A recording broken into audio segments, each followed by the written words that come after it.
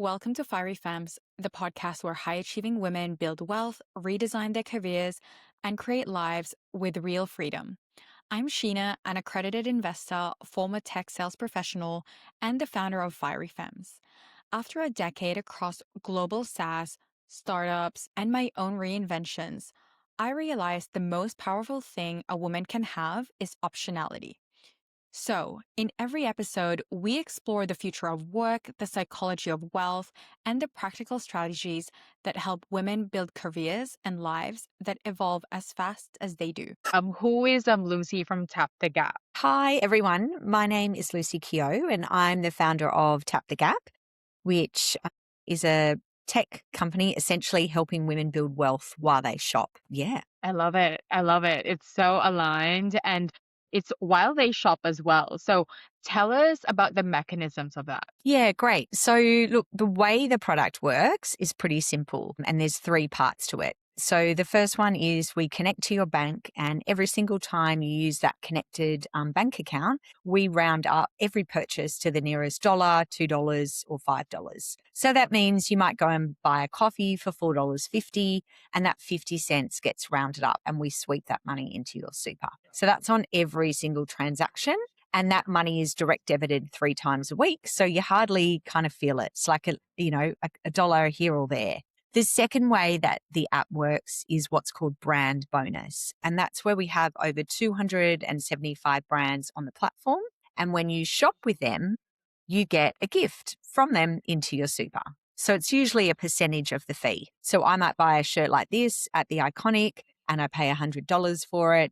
And 5% of that would come back and we sweep that money into your super. So you've got a combination of your own money on every single purchase and then a combination of money coming from the brands when you shop with them. And the last part of our product is education, because we've found that a little bit of education bit by bit really helps grow confidence for women in that world of financial literacy. And so, yeah, we deliver micro learning little bits at a time to help women feel more confident with their superannuation and their attitude towards investing. Huge and amazing work. I know how much it takes to build in a regulated environment such as Tap the Gap in health tech, wealth tech. So well done. I can imagine Thank you.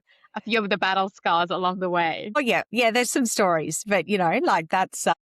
Well, I have written a book before because I come from a writing background. So maybe there'll be another book in me after I get to the other side of this thing. Yeah. Absolutely. I can just imagine. And Lucy, before we get into the nitty-gritty of things, I would love to know what's something about you that is not listed on your LinkedIn profile? Ooh, this is a good question, actually. I guess what's not there is you can see that I've worked in a world of advertising and then that I've built this kind of startup. But I guess what's not really described there in detail is my knowledge and growth around super, right? And how I went from this non-financial person to becoming an expert in superannuation. Like it's sort of a bit weird, right? And look, we have it there, but really I don't explain to people that journey, which is I actually didn't know anything about super really until about 4 years ago. And it was working in the category when you're a creative in advertising and you have to sell something, you have to understand it intricately. And you have to understand it so well that you can communicate it to someone who doesn't know anything about it. So what people probably don't understand from my LinkedIn profile is that, yeah, I don't come from a wealth background. I've actually learnt all of this and I've brought, I guess, my human lens to the experience. And yeah, everything I've learnt, I'm now putting into Tap the Gap. So I am a super guru, but that's self-taught, 10,000 hours, don't they say? Yeah, absolutely. And sometimes when it's actually your personal story, your personal interests, and you apply all that muscle into like learning, it's so much more effective because you have that personal interest in it as well. So that's really incredible that you're now a superannuation guru. And can I ask what happened along the way when during your time at advertising that you were like, wow, there's so much to learn. I want to share this with everyone else as well. Yeah. Okay. Great. Yeah. Great question, actually. Because I don't often think about that as much now, as we're building and moving forward all the time. I think when I first got approached to come back to the agency I was working at, I'd worked there earlier in my career. They're a fantastic place to work. They came back and said, look, we want you to lead this super account and we want you to do everything from brand right through to member comms. And that was kind of unusual for creative directors to work across the full gamut. And most people sort of looked and went, oh, super fun. It's like, that's a bit dull. And I looked at it really with, real interest. I'm like, well, if we can take a category that's really dull, the only way is up, right? And so there's a lot of room for improvement there. And I think people don't consider that sort of like a sexy thing, like they want to work on beer advertising or, supermarkets or something. But I think if you reframe it to be, well, what is the opportunity here? And that's like limitless. That's where I kind of dug in, right? And I took it on board as my own learning and self-discovery, rather than feeling like a job. So yeah, as I was going and talking to lots of people about this, it was probably just a real self-discovery for myself as well as working, if that makes sense. And I started to grow my confidence and I could see, well, what if everyone could do this, right?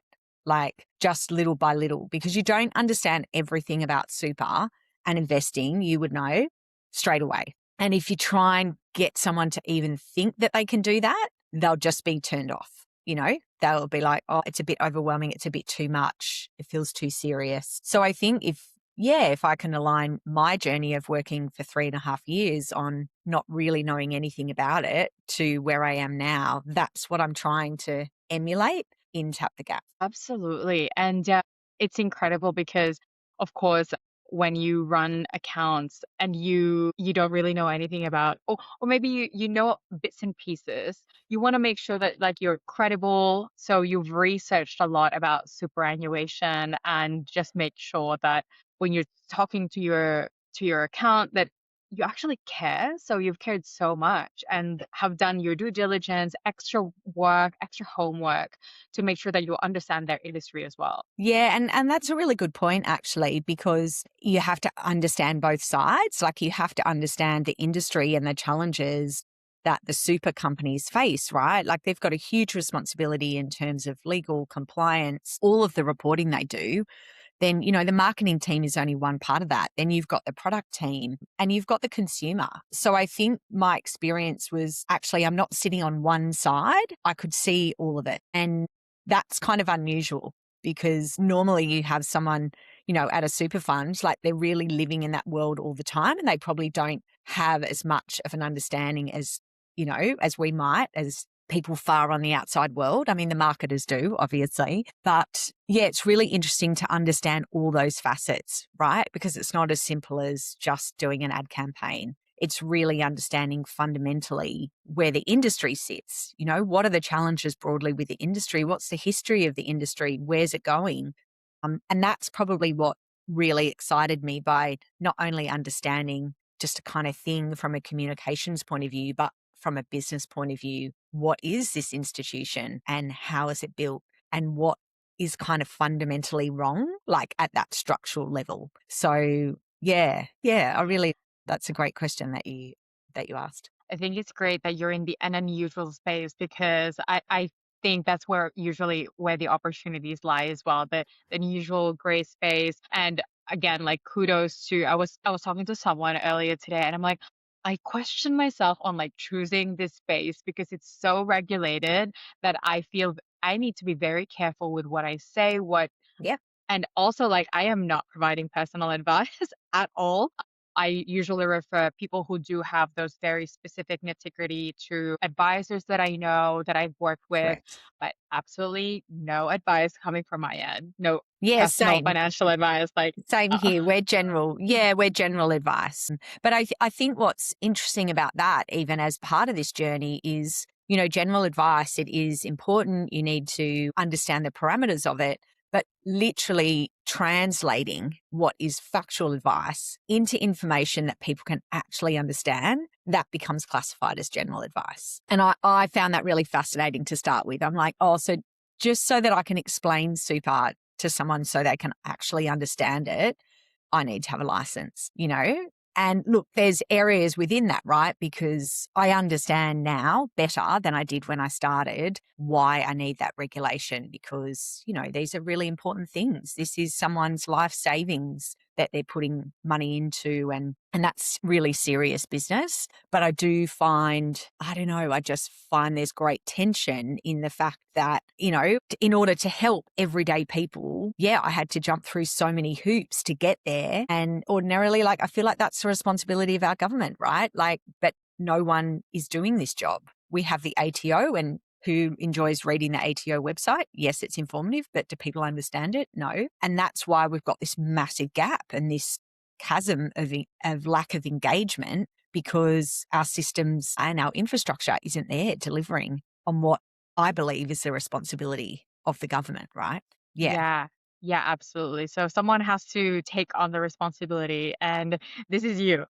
I don't, It's yeah, great. right now I'm like, yeah, I maybe could have thought that through a little bit more, but yeah, it is. But I do have people saying that to me, like customers who say, isn't this the government's responsibility? And I said, well, yes, you might frame it like that. And, people in government have got a big job to do, right? Like a huge job. And that's not dissing them. I think politicians are amazing in what they can achieve. And, particularly our government right now have achieved great things for women in terms of equality. And there's huge changes happening in super as well. But I think there is this expectation that someone else is going to do that. And there's just such parameters around the bigger institutions, particularly the super funds, they can't move at speed and they've got all these other things to do, if that makes sense. So that's why if we're like, can we focus on that niche of just engaging people in super and helping them build their confidence, then we can be one part of a broader ecosystem, Like, I don't want to become a super fund. I don't want to take over that job from anyone. I'm like, you do you, but we're really focused on engaging more people in this, in this sector, which, needs to be treated as the sexy thing it is, which it's not right now. Yes, I think the rebrand, or I guess a new category that's sexier for superannuation. Definitely, I'm all for it. Yeah, yeah, yeah. Well, we've got an ad campaign coming out soon. So yeah, keep an eye on that, which will be great. That will sort of really, shift the category, I think. Yeah, I'll keep my eyes peeled. I'm super excited for that. Yeah, And look, Lucy, obviously we are aligned on a lot of things, especially on economic power with women, financial yeah, literacy for women.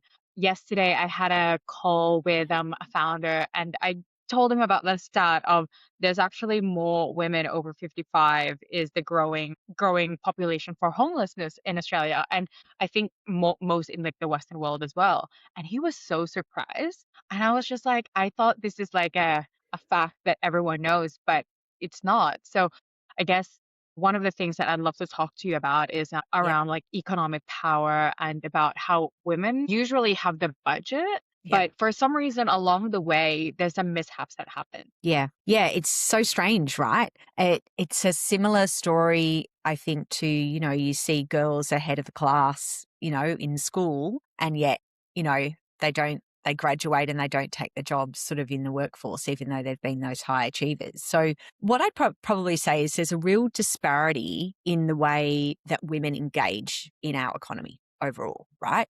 Because if you look at things, ultimately, women make 80% of the purchase decisions. Now, that's in a household. It's 86% in the United States. That is a huge amount of economic power, right? But we see women are ending their lives having done all that purchase power and, they're becoming homeless and they're retiring with less.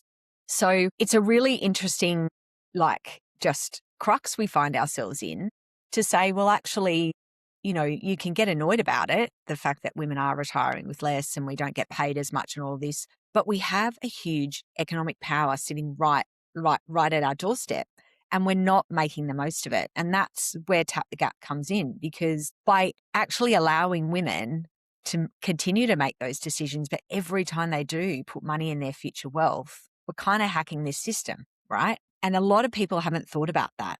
There's definitely a lot of narrative around the wealth gap, the super gap in particular, and it's all about a deficit. But I think that we don't look at the optimism story, right? Which is what we can do. Like, where is our power? We need to stand in our power and go, hey, cool, I'm making that decision. I'm deciding really which car we buy. I'm, deciding on insurance. I know which supermarket we're going to shop at. Like, this is powerful stuff. And I think women for themselves need to reframe that and go, yeah, cool, I'm going to use this to my advantage rather than just being taken along and spat out towards the end of the system. Yeah. Yeah. Yeah. Yeah. I remember some of my friends went to Japan and they were so surprised because they the waiters give the bill to the woman. So Oh my gosh, I love that. That's the, so cool. have you been to Japan? I have, but I've only spent a few days over there as a stopover and that's not something I picked up. So Wow. they were a couple, and then they were like, one thing that really surprised me was usually here in Australia, it would be the husband, like they give the bill to the husband or to the man. But in Japan, they give the bill to the woman because they know that it's the woman who controls the funds. Like they do the budget. And I was like, that's so interesting. I love this. There is a social post in this. I can see that. And like that's really fascinating. And I think what's so interesting about that is, and it's something I spoke about at Vogue Codes recently, is that one of the questions Charlie asked me was about, women and shopping and retail has always been kind of deemed as quite frivolous. And, women are like, we're having retail therapy and, we've been made to feel guilty about purchasing things and about buying things, right? And I just love that we can flip that and say, stop feeling guilty, start feeling powerful, because Yeah. that's what you can do, right? Like that is where your power is. And so we don't have to fit around a system. We're creating a new one around the way that we already live. Yeah, absolutely. It's like I also saw this post of why are women like getting positioned as like frivolous for like our nails, for the lipstick, for the croissants, like the little treat, when I know every maybe I don't watch sports as much, but Okay. some of my friends, my guy friends and husband does, they put like I don't know, maybe $50, $100 on like a game. I don't know what they bet on, but I'm like, Yeah. how come that doesn't get talked about? And also like on Wall Street Bets, which is like a Reddit subreddit. Yeah. Have you heard of Wall Street Bets? No, no, I'm writing this down. Yeah. So Go. basically, Wall Street Bets is a subreddit where like people, predominantly guys or men, would gamble their money on specific stocks. Stocks. Yeah. Stocks, they'll put call options, put up they'll do calls and puts on certain stocks, betting whether they're going to fail or they're going to succeed at a price. But they'll put losses. They'll post their losses of like hundreds of thousands of dollars. My God. Like, and it's wild because they kind of like make fun of each other. But I'm just like, yeah. So And why again, is like, that not talked about, right? yeah, Like, yeah. Exactly. yeah. Whereas like women are like, like getting making fun of like the girl math thing, the little treat thing. Whereas like some people are literally making losses and posting about that on the internet just for the fun of it, it seems. Yeah. And you know what? Like, there's so much data that supports the way that women see future wealth creation as well. Like, so lots of studies, I mean, with the great wealth transfer, women are going to inherit a higher proportion of the money that's moving from the boomer generation. And they actually plan differently when it comes to wealth. They're thinking about longevity and their family and, what they're actually going to leave their kids. And, they have more of a generational lens. They also think about impact and where that money is going to be spent, what kind of companies. So there's a real shift in women should really, the biggest thing I want women to know now is this is your time, right? Like this actually is your time to stand in that economic power that you have, because don't let it kind of wash over you or feel that you're not, strong enough or knowledgeable enough. You've got it. Like it's right there in front of you, and you can make these decisions just by building a little bit of confidence, and starting to take small actions. It's fascinating to see even some of our early users who started, maybe 5 months ago, the actions that they're taking for themselves. Like we had a gorgeous user, Sam, who, quoted the fact that her dad taught her brother about finance when they were growing up, but not her, right? Why? And And I don't think it was intentional. Like, do you know what I mean? Like, intentionally, I'm going to lock you out of this conversation. It was just something that naturally happened. This is the patriarchy at work. And so here she is later in life going, hey, I kind of missed out on all of this and I want to make up for it. And, we could see that, in month 4 of her Tap the Gap journey, she did actually change her investment choice in her super and she named a beneficiary. And, like these are 2 actions for her wealth building, which are huge. Like super funds would love that to happen, for their customers. And they might send 10 emails and get no responses. So I think you can see that it is just taking that moment to realize you can empower yourself, right? And it doesn't need to be all at once. It's just a couple of little things. And that actually sets you up, for greater things that you want to do. And that's really that behavioral lens, I guess, that we're putting on the product. And so, yes, it's a fintech, but it's not actually just a set of features. It's the way that we're engaging and timing these responses to our users in order to sort of grow that confidence, if that makes sense. So, yeah, it's how do we weave this experience of building wealth into everyday stuff and everyday habits and everyday actions rather than going, oh, it's something for the future. I'll think about that later.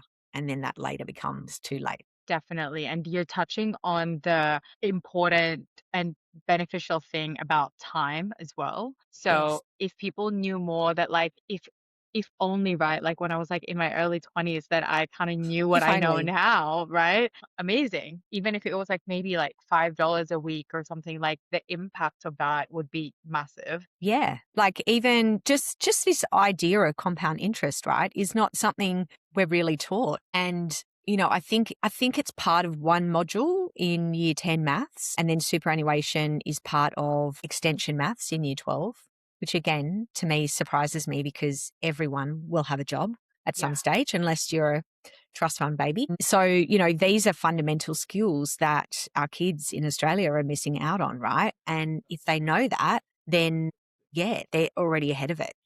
In your point that you make, like in your 20s, putting $5 a week away is going to be better for you than putting in masses more money later down the track.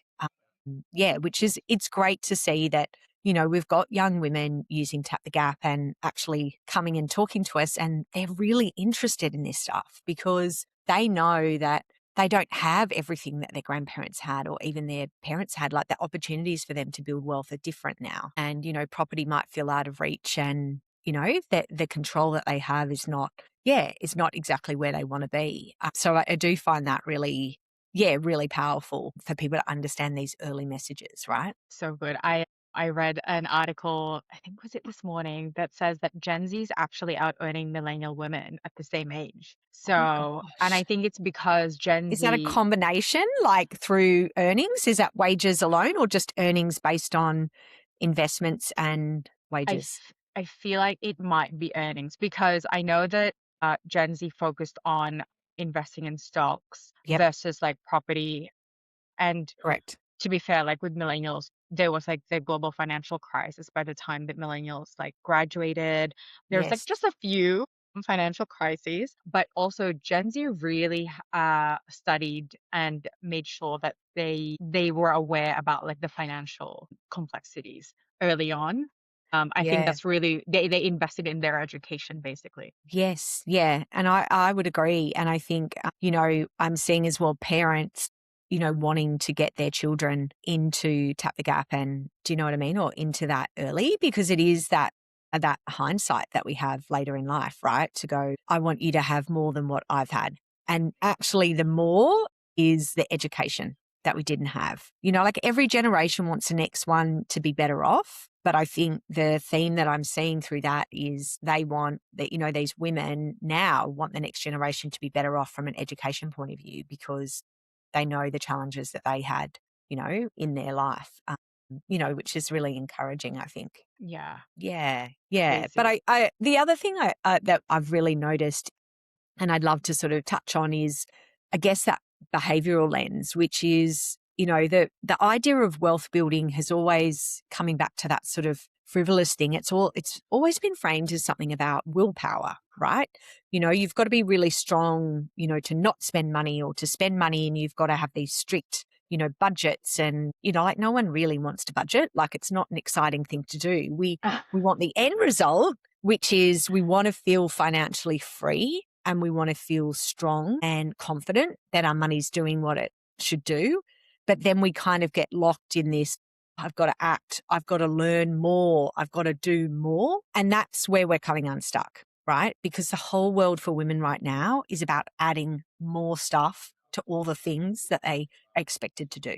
And so that's where we've taken this twist with Tap the Gap, which is really about saying, well, you don't need to do that. You don't need to budget harder. This is something that is automated, right? You're doing it anyway. So it's kind of a set and forget in some aspects. You take 5 minutes to sign up and like connect everything up, and then you just go and live your life, right? So we're not trying to build a new behavior or build another thing. We're kind of taking this default angle, which Yeah. actually I think is the power in it, right? I mean, there Yeah. was a really interesting example over in Austria and Germany, which was about organ donation. Now, what they found was that essentially in Austria, you automatically became an organ donor unless you ticked a box to say you wanted to opt out, right? But in Germany, you had to tick a box to say, I want to opt in. Now, Austria's registration rate was 99%, right?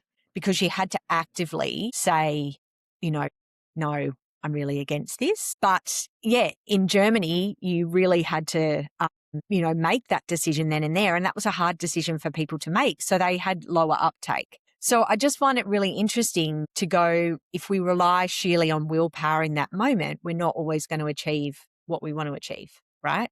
Absolutely. Because if you come to women at every single time and stage and go, I need you to think about this decision, I need you to think about this wealth building thing, they're just not going to get there in the end, Yeah. I right? mean, we have so many things to think about also. Like, Nuts, right? huge. The mental load is really crazy. And that is predominantly what we hear from our customers. And, people make great efforts. I've heard stories of people consolidating their super and trying to get, and that means kind of taking, I've got multiple funds and I want to put them in one. And for the listeners, that's a good idea because you only want to pay one set of fees, right? So, I've heard stories of people doing all of that and then they've got to the end of it and one super fund's in their maiden name, not their married name. And then they hit a block and they're like, oh, gosh, and then they stop.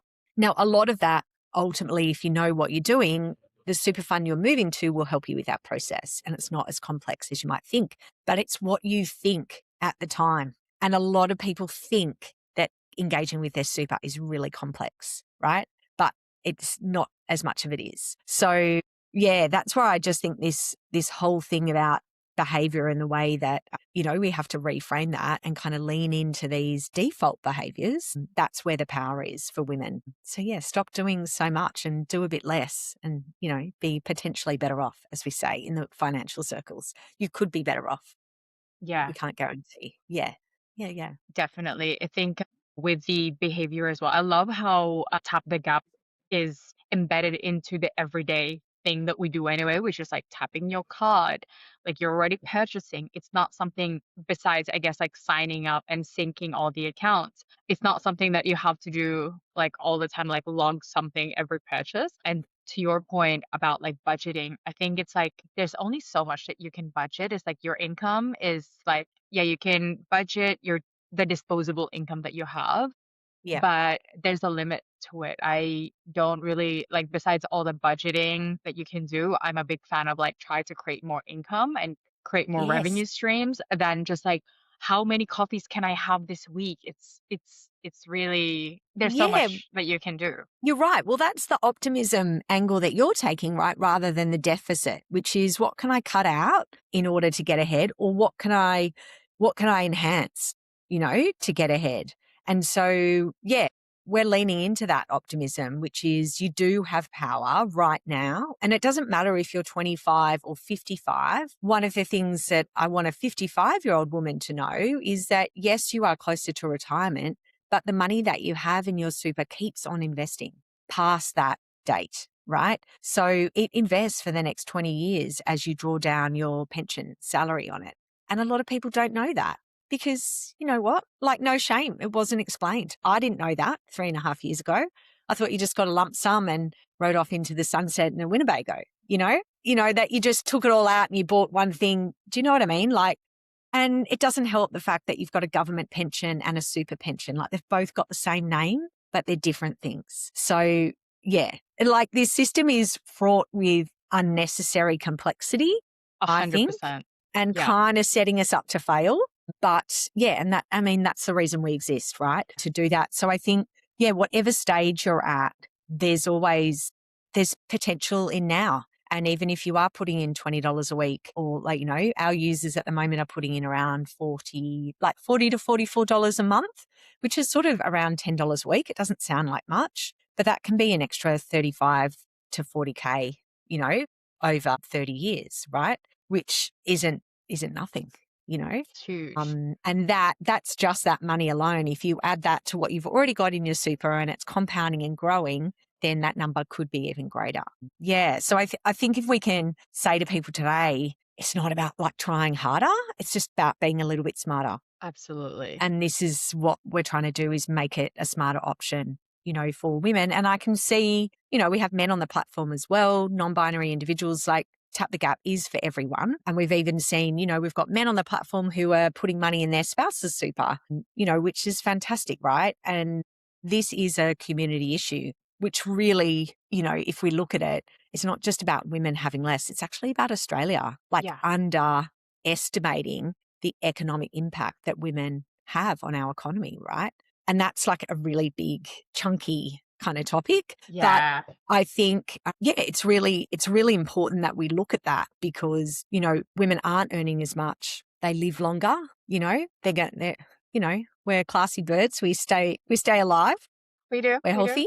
Yeah. And I look at that and I go, look, there's a lot to be done, a lot to be gained, should I say, from women's involvement in the economy, and also making women stronger economically. Yeah. We know there's trillions of dollars every week that we're losing from the economy. Deloitte and IRS did a fantastic report, the big lift, which was talking about our capability as a nation and our financial capability, should I say. And, we're leaving a lot on the table. It's kind of the system itself that's failing us, Yeah. So it's not women's fault, but not only are we kind of ending up on the streets ourselves from an individual point of view when we retire, but we can't take part in the economy. And we'll be draining the economy, right? So there's all of this stuff that the government and Australia seeks to gain by helping women participate more in the economy and growing their own wealth. Everything from, being able to afford the insurance you need later in life to, actually moving more money and spending more money in the economy later in life. Yeah. There's just a real gamut of things because, yeah, if we look at some of those things from an insurance point of view, I mean, that's a whole other category where women weren't really considered from a structural infrastructure point of view. Again, it's a financial system that wasn't really designed to reflect the way women work and live.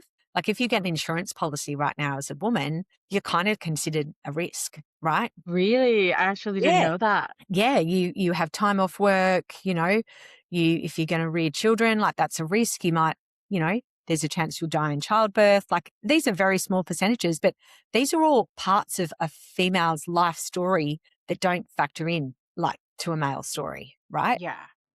And women are living very differently than they lived years ago, right? It's all of these things. I think if you look at it, like, my story, part of Tap the Gap comes from, my mum separated from my dad. She was a primary school teacher. She brought up 4 kids by herself and she didn't have any super when she retired, right? Oh my God. Like, now What?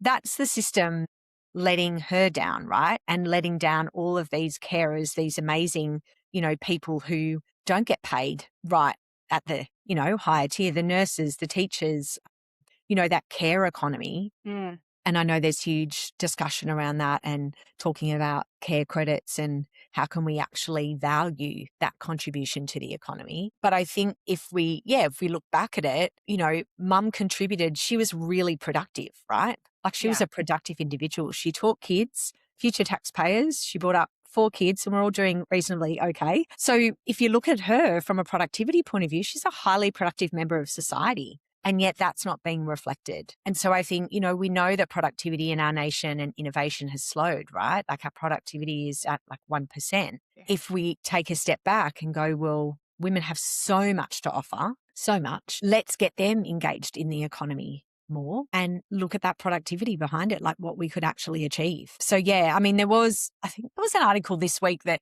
really University of New South Wales talked about just what we're missing with this innovation gap, right? And that was a lot to do with funding women and female founders, like in tech, Yeah. which is obviously a huge topic, but it really does have that connective tissue, right? Because it's not just about funding women businesses. It's actually about, what that means for the economy greater. Like we've got all this innovation power and we're missing out on half of it because we're not letting that go forward. I don't know what you think of that. I think because obviously where I sit on is like on the investor side, and Yeah. I also do I also do workshops every month called Invest Like a Woman, and it's Yeah. really like very basic foundational investment lens because Yeah. to your point earlier, investing, thinking about your wealth, it's a muscle. You have to really have runs on the board. You have to have the Yes. breadth of experience. We can't make big decisions without making small decisions first. So Yes. Oh, I love that. I love that. Yes. so you have to make like those reps and like yes, there will be some losses along the way. That's part of life. That's normal. But where am I going with this? But basically, it's you we have to make more discussions about this and have more safe spaces so that women can feel confident to invest, make and take into account that like yes, investing has a risk and actually we Yeah. need to think about the risk management. If you own a business, do you then invest in risky assets? No, because you're already living a risky lifestyle. Yeah. Yeah. Point in case here. Yeah. Yeah, Mm. so that's I guess what I'm trying to say is that we need to have like these rooms, more and more of like women to come into these rooms. And you and I are, I would like to say, educated about like investing, and we have more to learn as well. But sometimes when I lead those workshops, it reminds me of this is important. We should do more of this because Yeah. there are certain people, especially people in healthcare, who they provide so much value, but because again, like their brain cells are so consumed with like health, the science around health and providing care so that people live, Yes. A that reasonably important job, I'd say. a very Yeah. important job, but also then what's left to learn about their finances? They're exhausted, right? Yeah. So of Yeah. course you have to like make room for that. And yeah, we need to have more of these conversations and create more rooms to kind of okay, people can talk about investing and this and that, but how do you actually move from no investing to actually investing those funds? Yeah. Yeah. And you know what? I love what you said. I'm stealing the Japan thing as well, and the Japan, like the bill to the lady, and the small decisions allow you to make the big one, right? Like, Yeah. yeah, I mean, I think it's true of anything in life that you don't build confidence in really big chunky moments. Like you build them in kind of tiny pieces, and then all of a sudden you're standing in that confidence and you don't kind of realize how you got there. But I think that's what we have to do with women and money and investing in particular. And that's why we look at, Tap the Gap and how we're talking to women about super, which is actually teaching them about investing, right? And who knows where our product will be in the future as to what we offer. But when you understand super, you do understand investment because, that's fundamentally what it is. Everyone is an investor. Every Yeah. woman is an investor. Like if you're listening to this call and you have a job or you've ever had a job, you're an investor. You might just be a sleepy one. So it's helping people wake up to that realization that this is their money, you're in control. And yeah, treat it like a necessary thing, like treat it like your health and well-being, like your exercise, as you put it, to learn and practice a little bit more. And then things become easier and they become habits, which is, really what we want people to think about in terms of, yeah, moving from that world, like that chasm that you described is we're going from sort of everyday banking to sophisticated investor, and it feels like there's nothing in between. And it feels like I could never do that running jump across the massive ditch, from, hey, I've got a mortgage and a savings account and, that's kind of it, to oh my goodness, I understand the markets and I've got crypto and all sorts of different types of investments. We do need stuff to meet people in the middle and Yeah. hold their hand across that massive gap. And that's where I see the great opportunity, for things that you're doing yourself and things that Tap the Gap can do. And yeah, working together, right, with women and with community institutions. Like, it's just been so lovely. I've had lots of people reach out lately saying, hey, like, the people in my community will be really interested in this. Let's work together. And I kind of love that, right? Like, I love that collaboration is the heart of what can drive change in this space, as opposed to, I don't know, just expecting people to kind of work it out for themselves, right? And I think that's what women are fantastic at. We're really good collaborators at heart. So women in business, we stick together and we're all here to pull each other up the ladder, which is what I'm finding. I think that sentiment, yes, we can talk about the doom and gloom of the 2%, which, Yeah. is tragic, but I know that that's changing. And I know that there's a shift there, and I can feel it with the people around me. And even the way that I see the ecosystem now, even after 18 months of being in it, like, I will try and help anyone who needs help, and I will give them my time when I can, because I know what it's like to be, further back in the journey. And you need that help because you need people to encourage you because the odds are stacked against you. So yeah, I think we're at a stage where things are, moving in the right direction, both for women in technology to build these businesses and also for women in investing to really understand not just the basics, but yeah, to move forward in their progression. Huge, huge, huge, huge. And I know, like, as we're about to wrap things up, and I want to implore all the women who are listening to this as well to, like, have your feet into investing, have your feet into tech. Would love to know from your side, Lucy. You've worked in advertising, you've Yeah. launched a book, you've produced a book, and now producing fintech company software. What would you advise to 20-year-olds today? 20-year-olds. Okay. So two things. Just enjoy being young and optimistic, which I love. I'm a forever optimist, but do stay optimistic. And I know there's lots of challenges out there for you thinking the world ahead is really uncertain, but you have power in your optimism, right? You can shape the world any way you want. In terms of your finances, and particularly when it comes to super, if you're in your 20s, just stop what you're doing and look at your super app right now and see what you've got in there.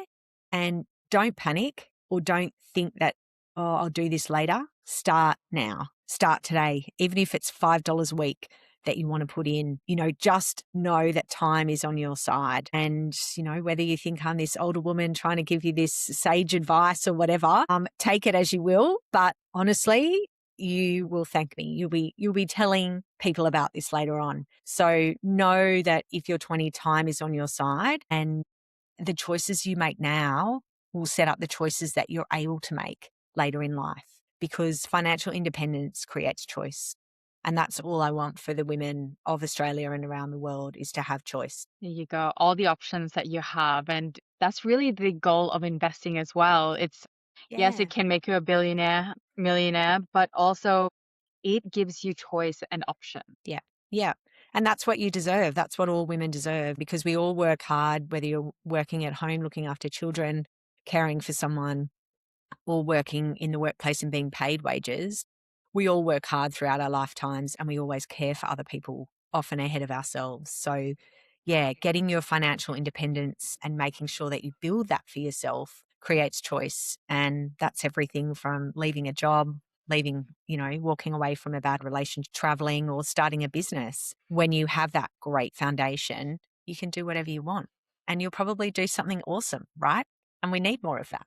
Well, thanks, Lucy, for being on the pod. I'm so excited to get this released and people Thank know more you. about Tap the Gap. Yeah. So look, if Tap the Gap is of interest to you, you can jump on our website. We've got a web app right now and we're pending release in App Store and Google Play. So that's coming in the next, couple of weeks, hopefully. Just like get your skates on over there at Apple. And yeah, we've got a 14-day free trial. So sign up, connect your bank, try and do it all in one go because we know what life's like. Just take 5 minutes, get it set up, and then away you go. And yeah, love to hear from you. Reach out via our website. Yeah, and follow us on tap.thegap on Instagram.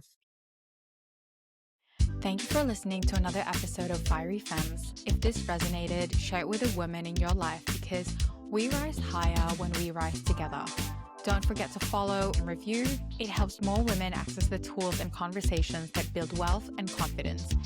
For more career and financial empowerment, come hang out on Instagram and YouTube at Fiery Femmes. I'll see you in the next episode.